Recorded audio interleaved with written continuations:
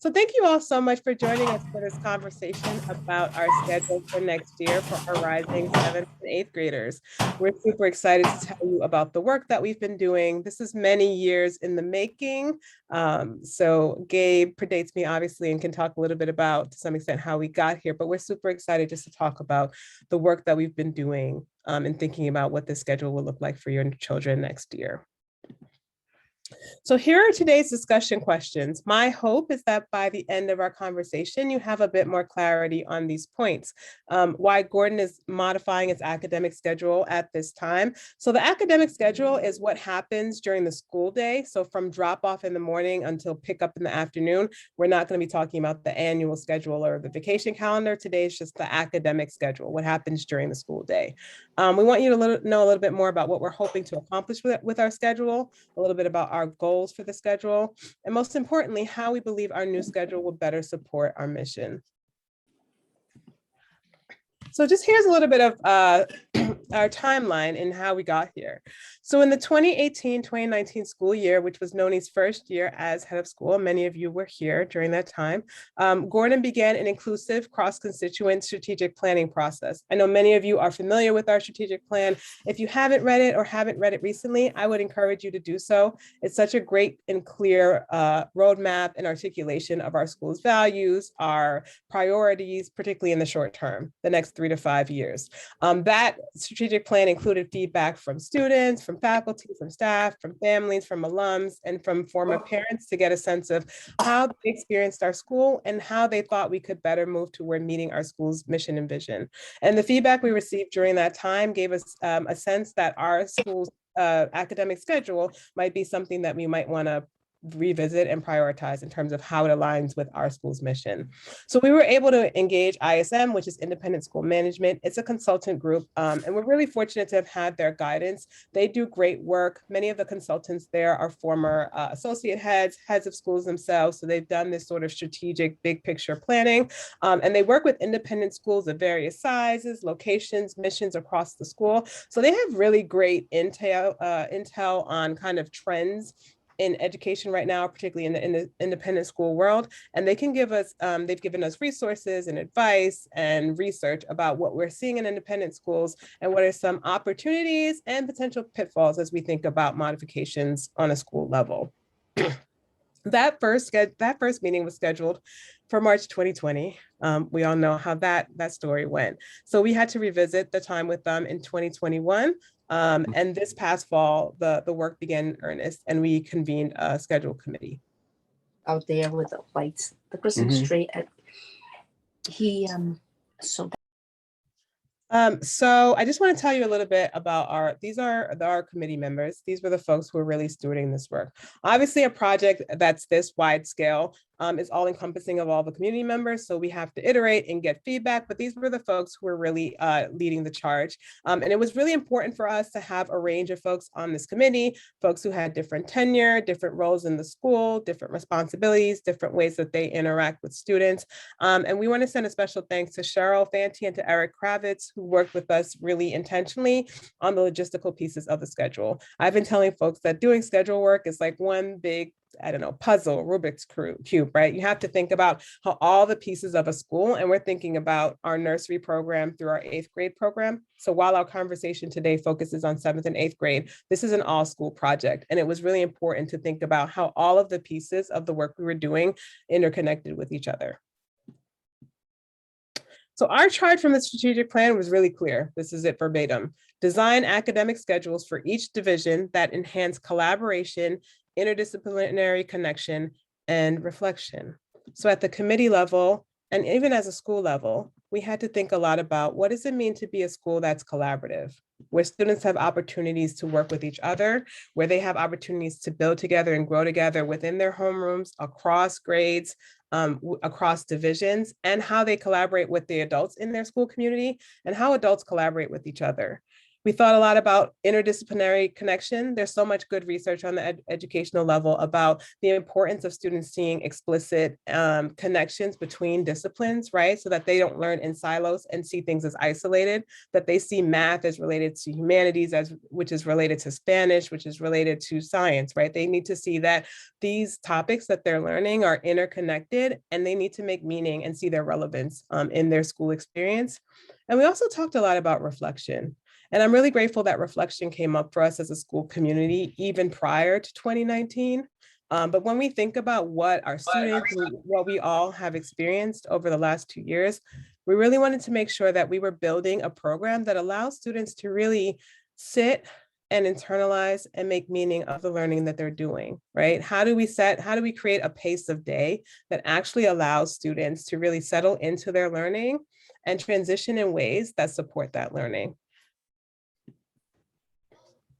So I just said a lot of words, but if nothing else sticks, our goal was really to create a schedule that minimizes obstacles to us teaching the ways that we'd like to teach at Gordon. And one of the joys of being an administrator, there are some hard things, but one of the joys is when you get to do work that makes a teacher's life easier, that allows them to be creative and innovative, to have access to what they need. When you get to do that, that's pretty joyful. And we believe that this schedule addresses some of those needs. And Alethea, here's a picture ripped from the headlines. From yes, I love it. Tell us more about it, Gabe. Yesterday's 6th grade community building trip to Treetop Adventure. They went, or Boundless Adventure. There's Ayana on the high ropes. We are removing obstacles. Literally, Ayana looks like a boss up there. It's incredible. And so we think about this picture actually perfectly depicts what we're trying to create, not literally always being up in the air, but having these opportunities where students can be making and building and be hands-on, where they can be outside, where they can see things that are interconnected, right? So right now, Ayana's in the air. There's physics there. There's nature there. There's biology there. There's teamwork there, right? We're creating this moment for her and her classmates. And for this to all work, you need time to be on your side, and you need students to be able to have these opportunities where they're seeing all of their learning being interconnected, and that they actually get to experience learning, that they're learning by doing. So thanks for that, Gabe. So historically in our country, so much of the schedules, probably the schedules that you experience in your school life, right, were about content and exposure. A rigorous program was seen as, how many classes do I have in my day? How many different exposure points do I have in my day? That is how school has functioned in our country for a long time, almost a factory model of seeing a lot for a little bit, right? So you might have an average block in our country for most students is about 40 minutes, right? So you might have 7 to 8 40-minute blocks in your schedule. In many schools in our country, students don't have recess, they don't have physical education, so they really are going back to back to back on different disciplines. And that's typically traditionally how we thought about what a rigorous education looks like. At Gordon, a school that's a progressive school, a school that wants to make best use of our outdoor space, and that's really thinking about who students are and their identities, we really think that their wellness and the ways that they make meaning of their learning should drive our schedule, not content.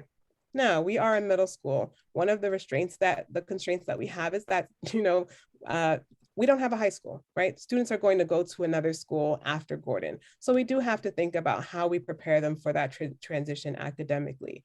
But we do have the benefit as a school and as a middle school to be centering their needs first and having that be the driver rather than content. So with our new schedule, we were really hoping to do the following, as I've already named, increase opportunities for reflection, collaboration, interdisciplinary learning. We really wanted to also increase the shared planning time within and across teams. So right now, if teachers are planning together, either across a grade team, so let's say the 7th grade team, if they're planning together, they're doing it at lunch. And if a disciplinary team is planning together, let's say the science team, they might be planning after school. Because right now, for the most part, their schedules don't align. They're typically teaching when the other person is free. They're not teaching simultaneously. And so we had to think about how could we create more opportunities during the school day for teachers to be prepped and thinking about the needs of the students across a grade and within a discipline. And that preparation pays dividends for the experiences that your students have in the classroom. We also want it to be more flexible, right? At a progressive school, we want students to be able, again, to do, to make, to build, to debate. Those things take more time. Kind of traditional schooling where a teacher lectures at you and you do a worksheet, that doesn't take as much time. That could be a 30 to 40-minute class. But if you're asking students to build and to collaborate, to guess, to innovate, that needs more time. And our blocks in the past didn't always do that. We also want to think about more intentional transitions for our students. 7th and 8th graders, they are able to transition in ways that maybe they couldn't when they were in lower school. And yet they're still 13 and 14-year-olds, right? And I know for many of us, when we're transitioning from meeting to meeting, I have colleagues, I have been that colleague where I'm like, where's my pen? Where's my laptop? Like moving through spaces and moving through different ideas, there's an executive functioning preparation that you need to have. And so we really wanted to make sure that even our oldest students get to have an opportunity to intentionally transition through their days. And then you'll see that some of the changes we're talking about today aren't just about time, they're about program, right? So they're about meeting some of the objectives that we've named in our strategic plan, and we'll talk about those as well. All right, so I've said a lot of words just now, wondering if there are any questions about things that I've said so far. And you can drop them in the chat as well.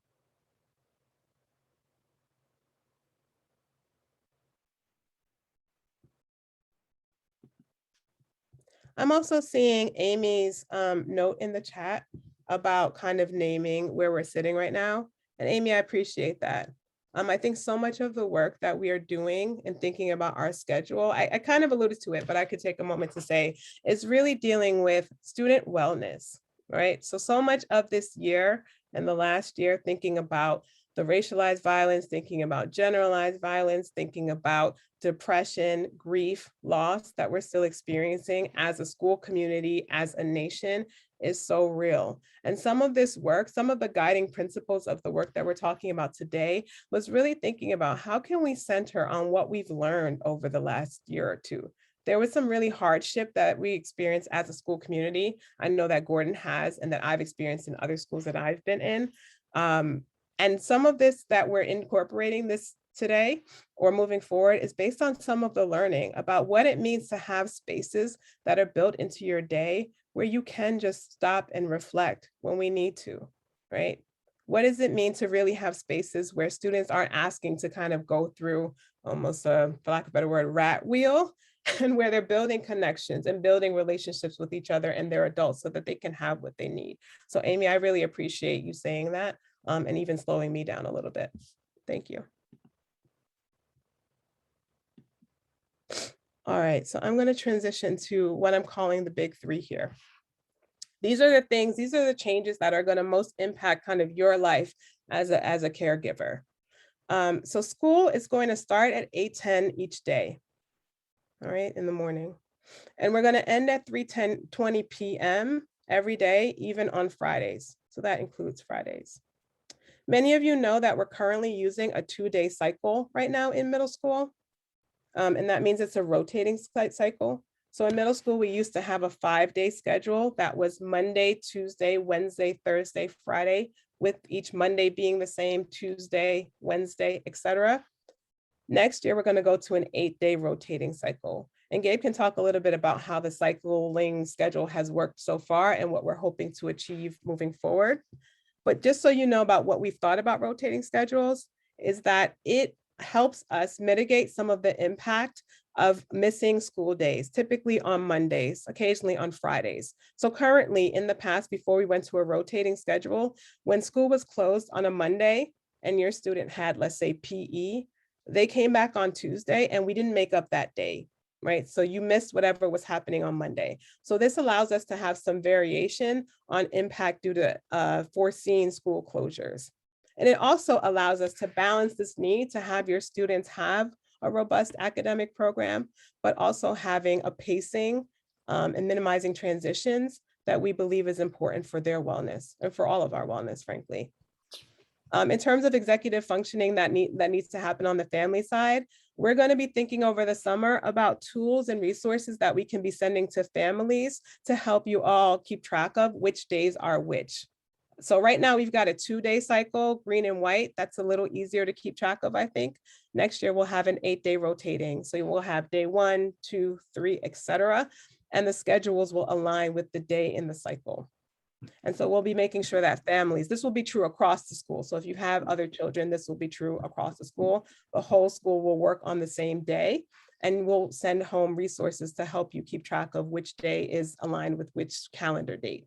And those will be decided before we even start school in the fall. Okay. All right, Gabe, I'd love for you to jump in when you feel ready. Right? Yeah. So for example, if your middle schoolers now have a planner that labels every day green and white for the whole year, it'll work the same way next year, where they'll have a planner that will label day 1, 2, 3, 4 through 8. And you can look and say, December 11th is day 7, or, and see exactly when all of your kids' classes are. If you were to schedule an appointment during the school day or something, you'll know exactly where that falls for the whole year long. In middle school, on the 8-day rotating schedule, there are 5 classes per day that are 60 minutes each. 5 and over 8 days, that means there's 40 blocks. Couple things to notice is that we're going to start and end our day with the advisory group in middle school. We also have a new and improved WIN period. That's an addition to the 5 classes. WIN stands for what I need. We piloted it this year, and it's going to be a more effective, efficient version for kids next year that we're really going to focus on academics. I'll share what that looks like in a little bit. It's also a solution to some of the pitfalls of our old study hall model that has been at the end of the school day, where kids often leave early for athletics. They don't have it on Friday. It's inconsistent. And you'll see when we look at the actual schedule, like how the WIN period earlier in the day will provide all kids academic support they need and a chance to get some work done during the school day. In the old version, many of you I'm sure are familiar with, Gordon School in middle school, you had to pick between academic support or Spanish. There was this binary that is incredibly problematic, right? You have students that really look forward to Spanish, but they need executive functioning support. And which do they pick? Or they speak Spanish at home and they could use academic support. So we've blown up that binary, and there's different options that we'll go through for academic support. And so that all kids can have access to that. And as Alethea mentioned earlier, again, this is for teachers, but I think it's important that you know that the teacher meetings are going to be during shared periods, hour-long meetings, and not trying to rush those during their lunch periods, which is what's happening now, and give real planning time to do the interdisciplinary work that we know is going to be beneficial to kids. So if you have 40 periods in an 8-day cycle, you have to kind of select what goes in each bin. So over the course of 8 days, students will have 13 blocks of humanities. Those 13 periods, that's an increase from what students have now. I would say our writing program in humanities is the big winner, one of the big winners here in the new schedule. In the green-white days, students have 1 humanities block every day. In this version, they'll have, again, 13 over 8 days. We made a decision that all middle schoolers will not have 2 straight hours of humanities. You'll see in the model schedule, they may have humanities the first period of the day, and then again with their teacher, the 3rd period of the day or the 4th period of the day. So that, one period may be more focused one day on the literature or the writing, and then the next one on the social studies, or they're both integrated, but it's going to give more time and breathing room for kids to do more writing in school. And we're really looking forward to that. It also changes semester 1 and semester 2. So there's 7 math periods all year long, 4 science, 4 Spanish or support. I'll get into that in a second, and 6 arts electives periods. So 7th and 8th graders will have 2 electives. Each will meet 3 times over an 8-day cycle. In the fall semester, all 7th and 8th graders have health. They'll have it 3 times in an 8-day cycle. We felt that it's worked the last few years to have a more concentrated semester-long deeper dive. than to have it spread out once every 8 days all year long. And 2 PE and then 1 club choice. For 8th graders, that club choice is going to be their leadership councils, where students are in the athletics council and they're running the athletics assemblies, or the arts council, running open mic nights, the yearbook committee, classroom helpers, working in early childhood, lower school classrooms. And then 7th graders are going to have a different variety of choices. And some of those club choices will be generated by the students themselves, and looking at what are there 7th graders that want to continue a newspaper? Do they want to have a chess club? Do they want to do a mock trial group? We can be really flexible there. In the 2nd semester, if you go to the next slide, Alethea, in the 2nd semester, they don't have PE. So when they don't have PE, they don't have health. I mean, no health ends in end of December at the 1st semester.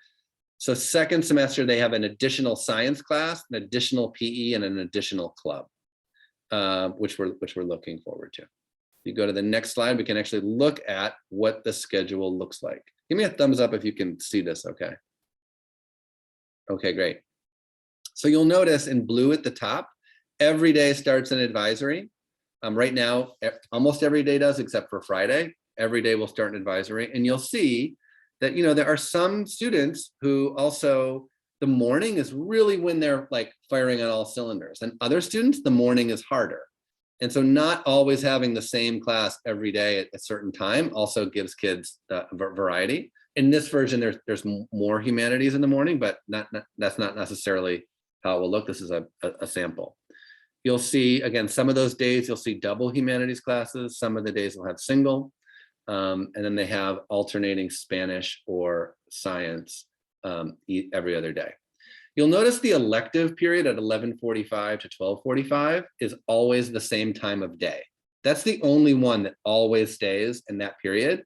And that's because that's a place where sometimes we bring in outside educators who are going to teach a dance class or teach a pottery class, and to make it consistent for outside folks who we're bringing in to do special projects with the kids. Another thing we really like is that that elective period is attached to lunch recess and then the WIN period after. So if we were looking to do, in grade level, get off campus, I'll give you an example. Carrie King teaches an art and social justice elective to 7th and 8th graders. They had a bunch of field trips there this year. They went to the Steel Yard, and they went and did a tour of downtown Providence looking at the murals, and they met with just different folks in the community. They could leave at 11:45 and go all the way through lunch and recess for their field trip and have a little extended time, or even into the WIN period if we plan for that. I want to call your attention to, again, we're really proud of the fact that our middle schoolers have 2 recesses. They have a morning recess, 10 in yellow, 10:30 to 10:45, and a 20-minute afternoon recess from 1:10 to 1:30. There's a lot of middle schools that don't have any recess, or they have them and students don't use the recess. They, in a lot of K-12 schools where the 7th and 8th graders can see high school kids, they don't play because the 17-year-olds don't play, and they do a bad imitation of 17 at 13. I'm really proud of the fact that at Gordon School that we let children be children all the way through to the end of 8th grade. And we got kids, right now outside, in 7, I can see some of the families on here whose 7th graders are playing in Elf Village, at 13 years old. In that yellow period at lunch and recess, that is also where we will have our lunch groups meet. And so there's 8 spots. We have groups like Common Ground for students of color that will meet, and it'll be like every day 5 or every day 7 is when that meeting happens. So kids can put it right in their planner. And like any student group, students are not committing to go all year. They can, if I'm a student of color and I want to go on day 7 this time, I can, and next rotation I might decide to do recess. Latinos Unidos is a group that meets in one of those days. The GSA. This year we had an 8th grader, group of 8th graders start a feminism club. There's a group for boys that meets. We've had a group for students with divorced parents. Often these groups are generated by kids. They'll come to us and say, can we have a group? And that would be during that lunch and recess block. I want to take a minute to talk about the green stripe near the bottom of the screen. That is the WIN period. That's all academic, with one middle school meeting on day 1 and 2 long advisories on day 3 and day 7. The other days, day 2, day 3, day 4, day 5, day 8, this is our improved version of support and study hall. Now, in this year's schedule, for example, study hall happens at the end of the day until 3:20. It's really ineffective for lots of reasons. One, lots of kids look at the clock and they see, you know, the day's almost over, and they pack up and they're having a hard time staying focused when they have kind of independent time to do work. Another reason is we don't have that study hall on Friday afternoon in the same way, so it's a little more inconsistent. And then 3, kids often leave early for sports. And so if you're leaving to go to a game, a lacrosse game today, and then another one on Monday, that study hall time gets eaten up. By moving it earlier in the day, we make sure that kids have a 50-minute period multiple times over a rotation to get the help they need. Now, here's another change. Right now, kids go to a study hall where their advisor is. So if you have Miss Samuel in 6th grade, you're in Miss Samuel's room for study hall. But a student might not need to be with Miss Samuel. They may actually need writing support from Miss Reenan, or they might need to be with Miss Walsh. So what we're going to do is we're going to assign kids at the beginning of the year, and talking to the teachers from the year before and working with families to decide what kind of support or enrichment does every student need, and putting them, all teachers are on duty at this time. And so you may have, you know, that day 2 all support period from 1:30 to 2:20. If a kid needs more math support, they might be just with their math teacher, and it's a study hall, they can get work done, but their math teacher, Irene Horton, is right there to give them help. Or they might need a math enrichment. They might need a little push, and Eric is going to push in and work with students at that time. They could use writing support. Maybe it's executive functioning help, and they haven't been in academic support, but they could really use some time with Caroline Walsh, and we'll assign them to be with Caroline Walsh. And students will be able to write in their planner on day 5 for that period. Where do I go? I'm going to see Miss Walsh. And then, you know, we get to parent teacher conferences, or even before that, and we see actually a student has a different need right now. We can be flexible and move them to a different teacher they need to be with to get that enrichment or support. And then other students, you know, what they really need is they just need a quiet time to get work done. And that's available there too. Now, students who are in the SLAS program, who are not learning how to speak Spanish, but having a class that's more like a humanities class in Spanish, that happens also at that time, which means when their Spanish class, so in red where it says Spanish, that's the general 7th or 8th grade Spanish class. If I'm a student in SLAS, I would have my study hall there. And then during the green strip, 1:30 to 2:20 on those days, some of those days I have my SLAS class with Miss Correa.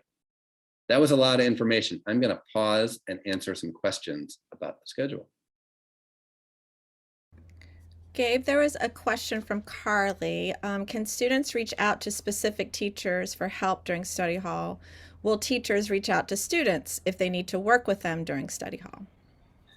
Yeah, we're going to start with having kids really kind of thinking about, you know, what kids' needs are as they kick off the year.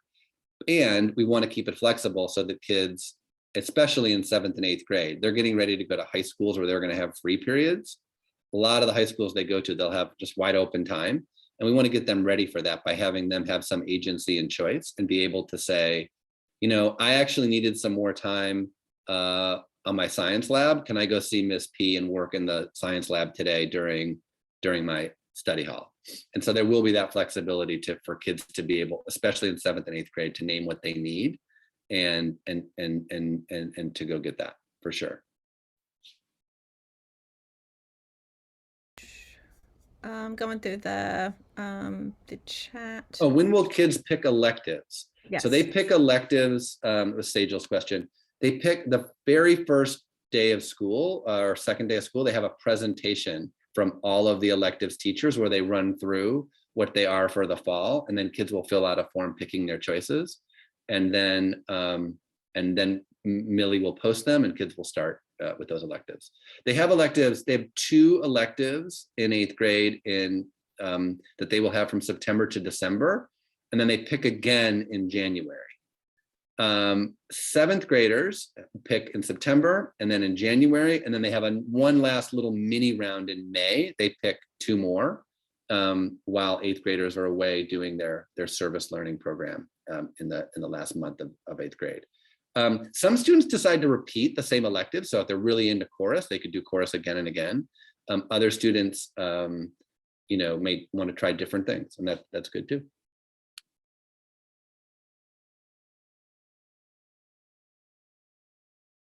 Other questions?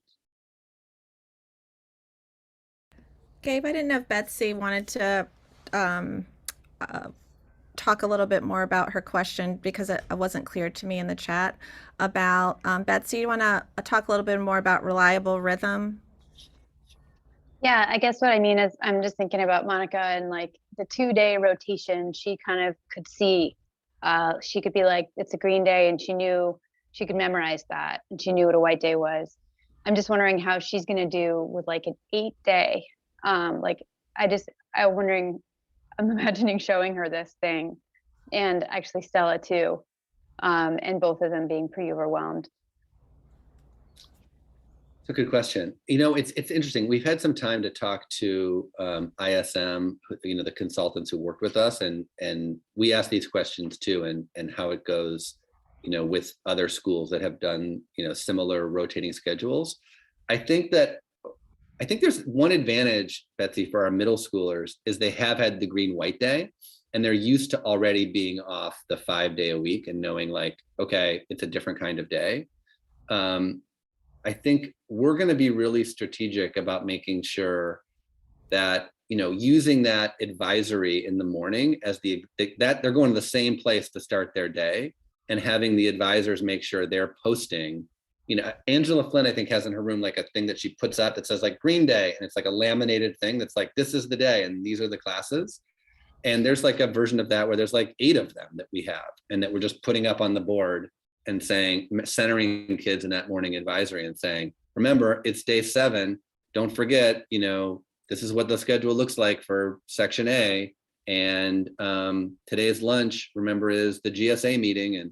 And we have a middle school meeting today, or whatever that is.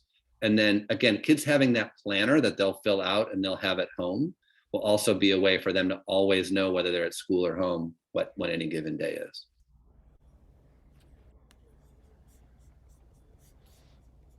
Question about, is there a possibility of an independent project for an elective?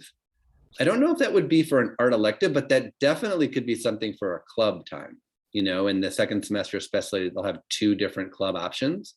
And that's absolutely something we would consider if a student had an individual project they wanted to work on, and talking to a teacher and as a faculty sponsor, that's a great idea.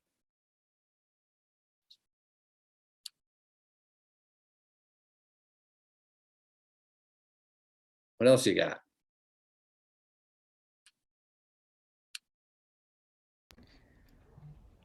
More about the advisory period at the end of the day feels a little short. We want to make sure that, middle schoolers are going back to their advisory where their lockers are, and really just having time to get their things together and get organized and check out with their advisor, and have their advisor have a chance to just see them. Often, I say I learn more in the mornings watching kids walk into school and just seeing their body language and knowing like I need to follow up later or talk to a teacher because someone seems like, they don't look like themselves right now. So it is quick. It's not a ton of time, but it does send them back to that advisor to, again, gather their things and check out with someone that if they needed something, they could say, hey, Mr. Ray, could we make sure that we connect tomorrow, or Mr. Ray could say the same thing.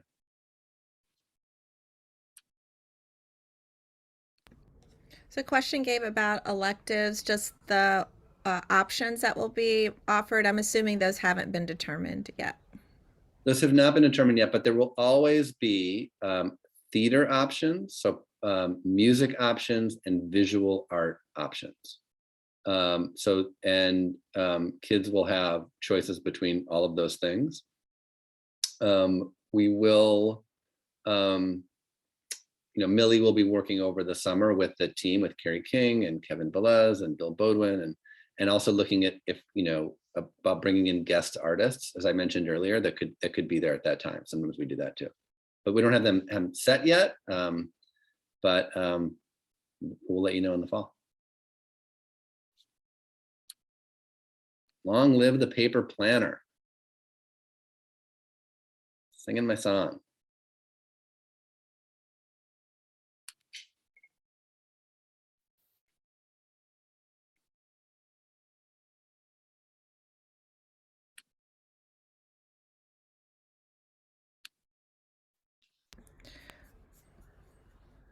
Gabe, there's a question from Jessica about 8th graders and opportunities for visual arts. Yep. So yeah. So I don't know, Jessica, if you want to say more. I think that often what happens is that particularly so last year, the current 8th grade didn't have electives when they were in 7th grade because it wasn't a regular school year. And if you remember, we had arts teachers just rotate to them by semester or by trimester. So they would all have Millie for theater for a trimester. They'd all have Susan Hodgen for music for a trimester last year. So we said, because they only have 1 year of electives, we really prioritize 8th graders getting their first choice this year. And so some of those visual arts classes, like art and social justice, was really popular, and it was almost all 8th grade. I think, the 7th graders, when they're 8th graders, and also moving forward, like everybody having 2 years of this, there's going to be, less pressure on making sure those 8th graders just get everything that they didn't get in 2 years. But there will be, there's going to be double visual arts electives in the schedule. I can see Alethea. One of the joys about this is that because the whole school is on the schedule, we're going to be able to have both Carrie King and Erica Tonsgaard teach middle school 7th and 8th grade electives. So like this term, there was only 1 visual arts elective that Carrie taught. There will be 2 in the fall and in the winter. Yeah, I was just bringing up because my child's experience, he always got his 3rd choice or something that he didn't choose. So I want to make sure that like 8th grade, he actually has opportunities to do the things that he likes and that he doesn't lose it out, because now he's had the option for 3 years, but he never really got his options for 3 years. So, that 4th year, he really is interested in arts, and that's his zen, not, visual arts. And he hasn't really had the same opportunities. So I'm wondering, if that preference will also be extended to the kids that didn't get their preference the last 2 years because of other priorities throughout 6th and 7th grade. Or 6th graders didn't. 6th graders, again, like the 7th graders, they had kind of rotating arts to them because they were in pods that year. I'm glad that the class of 2023 did get to have arts electives this year. And I hear the point about not having their first choices. We want to make sure that the 8th graders in their last year are going to have, top choices. I can't always guarantee it's always a first choice for everything, but I think having multiple visual arts, for example, is gonna make that easier for everybody, having more choices. I want to also say, we're looking at bringing back a dance arts elective. There's been many years we've done that. That's been successful. And then to Dawn's point, we are hearing the feedback loud and clear that the planners need a more durable cover. That they got beat up pretty good by like October 10th. So lesson learned on the durability. I see parents nodding like, yeah, those planners, we need to be like Rubbermaid or something. One of the things on materials, so like the last 2, maybe even parts of 6th grade, we've gotten this list of materials to buy, but like my child hasn't touched his materials at all, except the binder. Everything else like has, year after year it's recycled. So like our plan next year, we're not buying anything we're just going to repurpose the same stuff that got used, like one page out of a book. So what is like, what's, if we could figure out like what's the plan for next year, and maybe getting materials where they're needed potentially, especially seeing all these new blocks. I don't know if there's like a plan for that. Yeah, thank you, Jessica, for that feedback. That's you know, what's been nice is we've moved in middle school to a one binder system, so that the teachers all know the system, that kids have one binder they're using, and it's you know, digitally in Google Classroom and with the binder, like it all works one way in middle school. We don't want to be telling parents to buy things that they're not going to need. So you know, every year we review that with the teachers and look at the list and make sure that it's things that kids are going to use. You know, I'm not going to ask them to, you know, buy, I don't know, like snowshoes or something if that's not something that they're going to need for class. It was a bunch of like specialized notebooks. I Yeah. know we were running around figuring out where to find some of that stuff that he hasn't used at all. So we're I just appreciate wondering that. what. You sharing that. So the Sagel's question about when sports leave, it's the last block of the day often is where it happens. And what we're trying to do is make sure that you're not being hit with the same class over and over, and that, you know, there's different classes that end the day. And so you may miss a club one time and a humanities class and a science class. And so over the course of a season, you don't always have the same class at the end of the day. And if you're on a team, you'd be missing, you know, twice a week, the same class. That's what we're going for.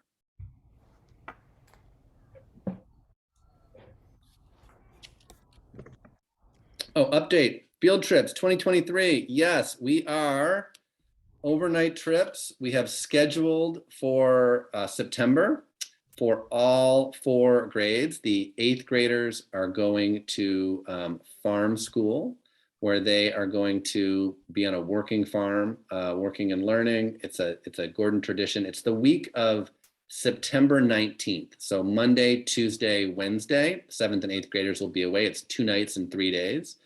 And 7th graders are going to go to one of 3 Nature's Classroom sites. So Nature's Classroom, I was sharing this morning with 5th grade families, that they do a great job, and they have led our 6th grade trip for years to Mount Monadnock, where the 6th graders go and camp. And they have one program in Groton, Connecticut. They've got one in Cape Cod. They've got one in the Berkshires. And I don't remember off the top of my head which site the 7th grade is going to, because they haven't been at a site in the last few years. But everyone's going to be away in that 3rd week of school to really build community, have fun together, build trust with their advisors and with one another as a new class. So we're really excited about that trip. And then, of course, the 8th grade will have the civil rights trip. This year we moved it to May, and partially that was because of Omicron and making sure that we didn't go in the middle of that wave. We didn't know that we were going to have another fun wave in May. Luckily, the whole 8th grade was able to go this year. And, you know, we're looking at moving that back to kind of the March, April range for the 8th grade for next year. I am proud to say that we have not missed one civil rights trip in the 3 years of the pandemic. 2020 went right before it happened.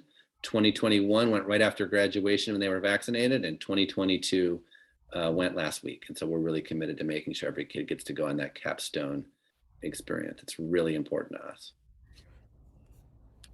Gabe, could you clarify the study hall? I think makes a lot of sense to change it to the middle of the school day when they might be more focused. But is that just a rearrangement, or is there actually more time for them to get their work done during the school day, other than the fact that it will occur on Friday, whereas it didn't before? Is that the only change in the actual amount of time, or is there? Yeah, so that's a pretty significant, so a 50-minute period compared to what now is like a 30-minute study hall at the end of the day is significant for middle schoolers, and hopefully that's a more focused time. You know, we're also making sure, like in humanities now goes from this year it's a 70-minute period to 2 hours on many days. And that's not going to look like you have 2 hours of humanities class and then you go home and you're spending another hour on humanities. The writing in humanities is one of the biggest places where kids have the work that they're doing, and we want that to live in the school day as much as possible.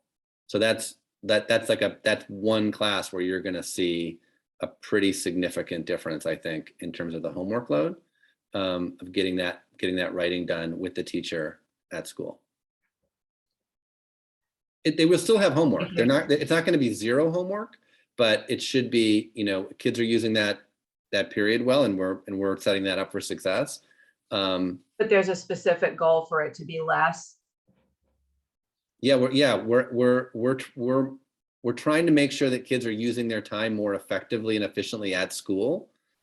And I believe that green stripe across your screen is going to be a big factor in that.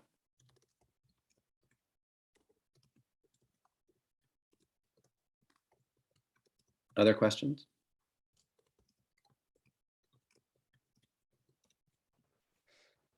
Thanks so much, Gabe. And Camille, I'm hearing your question around kind of the programmatic approach to how we, like the philosophical approach to homework. So the goal of this conversation is really thinking about how we use time and how we structure time to meet student needs. I think the philosophical approach to kind of how we think about homework is a separate conversation that is on our mind, but I think that's a separate question than us thinking about how do we utilize time to support students with the homework that they currently have. So I'm hearing your question and I want you to know that we're thinking about it, but that feels like a programmatic question rather than a scheduling time question, if that's helpful.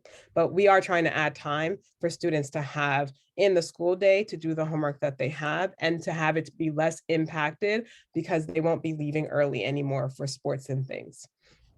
So I really appreciate that. And I want you to know that we are thinking about that philosophical question and as it relates to wellness. Alethea, do you want to take the question about orientation? Sure. I think I missed one. Our goal, if it is safe to do so, would be to have an in-person orientation. So thanks for that question. I think it was one thing that we also we learned this year that we really liked was having the 8th grade have a class barbecue the night before the first day of school, where they have a special night. They come on campus, they get their special class of 2023 t-shirts with their names on the back, and they just get to be together before their last day at Gordon School. So that's a new tradition that we're going to continue. That's kind of the social orientation for the oldest kids. It was a pilot, and once I saw the smiling faces and the t-shirts, I told Gabe this is now a tradition. So here we go. So we want to end with some of our guiding principles in this process was that we know that change impacts different people differently. That means you all, that means your children, that means the adults in our community. And many of the questions you've asked were questions that we asked ourselves in the committee, that we were asked by faculty, and that we're really working to support everyone with these changes because we believe that fundamentally they'll be better for our children. But we know that new habits, new processes, new asks are different. And we just want to acknowledge that's real, and we want to honor that. We really see this as an iterative process. The middle school has had the benefit of a rotating schedule that they've tweaked and they've built on over years, but this will be the first time we're doing it as an entire school. I want you to know that we are going to continue to pour and look over all of the details of this before September. And we still know that on September 8th, we're going to find that there is a conflict there somewhere that we didn't notice before. And so we really think of this as an iterative process where we're going to learn and we're going to adjust. And we're going to really continue to assess, is what we recommended meeting our goals? And if not, we'll adjust. And I want to say this again, that your children and their needs are at the heart of our decision-making. Like we are trying to meet the needs that we know your children have academically, but fundamentally, like as people. And some of those needs are needs that 7th and 8th graders always had. And some of these needs are needs that we know they have now because of the time that we are in together. And we're trying to create a schedule that addresses all of those things simultaneously. So we really appreciate your time and consideration in this conversation. We know it's a busy week and a hard week, and we appreciate it. Noni, are there other questions popping up that I'm missing? No, we got a last one in about graduation and 7th graders. And Gabe, I think you're the best person to answer that one. You're going to be getting an email from Kim Mungeon any minute about 7th graders who want to volunteer to help out, pass out programs or do various things at commencement. We're not requiring the whole 7th grade to go, but we are going to see who is available and interested in dressing up a little bit and helping out that special evening. Well, again, oh, go ahead, Noni. We're going to say I was something? just going to say thank you to everyone for coming and for your questions. We love the lunchtime Zoom. It is great. Thank you for joining us. And again, this will be recorded and shared so that you can have access to it afterward, and folks who weren't able to join us will as well. Thank you all, everyone.